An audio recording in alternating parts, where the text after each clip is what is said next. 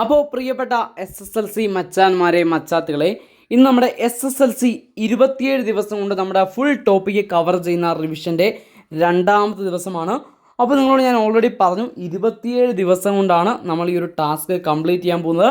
ഈ task complete ചെയ്ത് കഴിയുമ്പോൾ നമുക്ക് SSLC പരീക്ഷയ്ക്ക് ഫുൾ A+ വാങ്ങിക്കാനുള്ള എല്ലാ വിധത്തിലുള്ള ആ ഒരു പവറും നമുക്ക് കിട്ടിയിട്ടുണ്ടായിരിക്കും.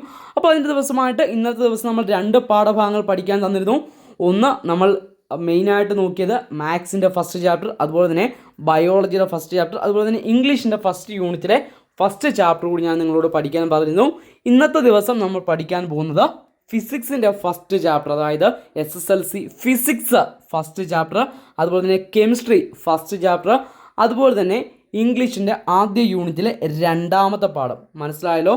അപ്പോൾ നമ്മൾ പഠിക്കാൻ പോകുന്നത് physics first chapter, chemistry first chapter, അതുപോലെ തന്നെ നമ്മൾ പഠിക്കാൻ പോകുന്നു ഇംഗ്ലീഷിൻ്റെ സെക്കൻഡ് ചാപ്റ്റർ.